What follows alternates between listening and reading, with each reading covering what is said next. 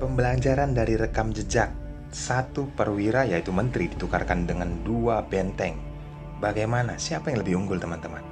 Apakah memang antisipasi dari Magnus Carlsen sangat brilian sehingga pengorbanan dari Anies Giri tidak berlaku di partai ini? Siapkan konsentrasi tinggi. Saya akan menganalisis jalannya pertandingan sesederhana mungkin untuk kalian dapatkan ilmunya saat bermain nanti. Pertandingan Roundway Chess 2022. Dan sebelumnya bagi teman-teman yang baru bergabung di Jari Pelawi Chess, welcome. Jangan lupa tombol subscribe dan nyalakan juga loncengnya agar tidak ketinggalan video. Selamat menyaksikan.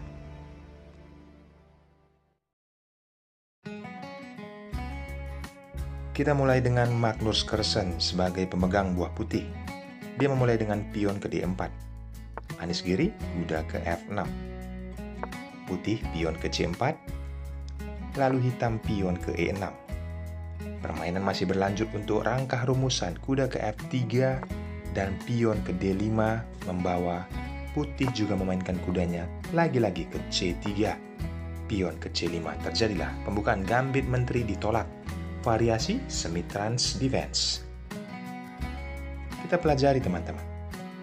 Di sini Magnus Carlsen memukul pion dengan pion dan Anies Giri memukul pion dengan pion. Kembali pion dipukul oleh menteri dan pion dipukul oleh pion. Kelihatan ada pion lemah yang ada di D5 yang dimiliki oleh Anies Giri, tetapi keunggulannya dia bisa mengaktifkan gajah petak gelap, menaikkan kuda mengancam menteri, dan ada juga gajah petak terang yang bisa ditempatkan ke G4, mempunyai konsekuensi masing-masing. Siapakah yang lebih unggul? Magnus Carlsen langsung melancarkan gajah ke G5 dan ada backupan terhadap kuda, penempatan gajah ke E7. Persiapan juga untuk rokade sayap raja. Langsung memainkan pion. Seperti jelas teman-teman. Menginginkan juga rokade sayap raja oleh Magnus Carlsen. Setelah hitam melakukan hal tersebut, dia mengeluarkan gajahnya terlebih dahulu. Hitam mengaktifkan kuda mengancam menteri. Menteri mundur ke D3. Hitam lagi-lagi memundurkan semua perwira oleh putih, kali ini ditempatkan ke H4. Yaps, pengembangan lagi perwira ke E6. Kita bisa melihat kedua pemain sudah mengembangkan semua perwiranya. Tinggal putih melakukan rokade sayap raja. Dan benar saja, setelah rokade sayap raja, benteng pun sudah bisa berkoordinasi. Menteri langsung ditempatkan ke B7 mengancam posisi pion yang ada di B2. Lihat balasan dari Magnus Carlsen memukul kuda dengan gajah dan disambut oleh gajah. Bagaimana? Ada langkah yang spesial setelah pion dipukul oleh kuda. Ini tidak bisa ya, walaupun terlihat di sini ada benteng bisa mengepin posisi kuda, tetapi jika putih memukul menteri, maka akan pertukaran kualitas dimenangkan oleh hitam. Ataupun ada alternatif analisis dari komputer, menteri bisa ditempatkan ke D8 setelah kuda memukul gajah. Seperti inilah kondisinya teman-teman. Ini langkah analisis yang bisa dijalankan oleh kedua pemain, tapi ini tidak diambil. Terlihat tadi masih berimbang. Langkah dari Anies Giri langsung memukul kuda dengan gajahnya. Ini langkah aslinya dan disambut oleh menteri. Permainan pun berlanjut. Pion dipukul oleh menteri. Yang menjadi pembeda teman-teman, putih mengeluarkan gajahnya dan langsung ditempatkan ke C4 pada saat diancam oleh menteri. Di sini ada pin terhadap pion ya, membuat benteng tidak bisa bergerak untuk menjaga pionnya. Apa yang dilakukan oleh Anies Giri dengan kondisi seperti ini? Yaps teman-teman, pertukaran dua benteng dengan satu menteri, dan ini harus disepakati oleh Magnus Carlsen. Setelah benteng memukul menteri dan disambut oleh gajah, langkah berikutnya Magnus Carlsen langsung mendobrak serangan dari sayap raja. Dengan cara apa? Benar sekali, memainkan pion G4 berharap pion H juga bisa maju ke depan dan terus mengancam posisi pion yang ada di F7. Antisipasi dari Anies Giri, penempatan benteng ke E8 berharap bisa ke E7 melindungi pion yang ada di F7. Tetap dengan tujuan awal, pion ke H4. Kali ini benteng ke E7 benar saja. Langsung pion ke G5, Anies Giri tidak punya banyak pilihan, harus memukul pion tersebut. Setelah pion pukul pion, yang menyambutnya adalah apa teman-teman? Tepat sekali, kuda. Sekaligus menyerang pion yang ada di F7. Langkah berikutnya putih bisa penempatan menteri nanti ke F5. Ya, jelas ya, menyerang pion ada di F7. Ada antisipasi langkah tersebut, langsung gajah aktif dan menteri merapat. Ada ancaman skakmat menteri ke H7. Bagaimana responnya? Tidak bisa memainkan pion ke G7 atau ke G6 maksud saya, karena gajahnya akan tumbang.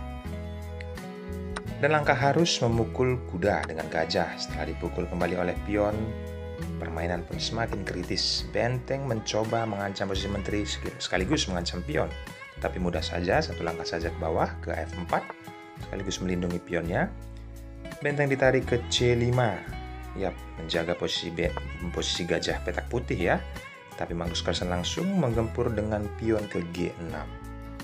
Walaupun tidak di sini ada langkah kuda mengancam posisi gajah 2 kali, tetap tempo skak terlebih dahulu, pion pukul pion dan disambut oleh kuda. Masih terus berlanjut. Gajah, penempatan yang sangat powerful, penempatan ke E6, tetap mengepin posisi kuda, dan benteng ditarik ke H5 menjaga jalur H agar bisa berharap menumpuk bentengnya apabila pion nanti maju ke G5 mengancam menteri. Magnus Carlsen mulai melancarkan aksinya, menggerogoti semua pion yang ada di jalur A dan jalur B. Masih dengan tujuan awal, ke G5 pion dimainkan agar raja bisa naik dan benteng bertumpuk. Setelah pion dipukul, benteng ke H6 mengancam posisi gajah dan gajah mengikat diri kepada pion, dan ini sangat aman. Masih berharap untuk posisi skakmat, pion dimainkan ke G4, lalu pion pukul oleh menteri, berharap bisa promosi ke depannya yang ada di jalur A. Setelah raja naik, seperti yang saya katakan, ingin menumpuk, ada pion ke E4, ingin maju ke depan, terus menyerang posisi kuda yang sedang dipin. Benteng menghalangi pergerakan pion ke E5, tetapi ada menteri yang mensupport nantinya pion ke E5. Masih terus berlanjut teman-teman. Belum menyerah, tetapi raja dimainkan ke F6. Respon dari Magnus Carlsen memainkan pion ke A4. Ada pion bebas, sangat bebas di sini. Kita lihat kelanjutannya dengan kondisi seperti ini. Benteng ditempatkan ke H7. Berharap tetap bisa menumpuk ke H8. Nantinya benteng yang ada di F8. Tapi setelah langkah pion ke E5, Anis Giri menyerah. Karena apa? Jika dipukul oleh kuda, maka benteng akan tumbang. Maka dari itu bergeser ke G6, ada pion terus maju ke A5. Apa yang bisa diperbuat oleh hitam? Menumpuk bentengnya, ada gajah. Tempo skak mengancam benteng.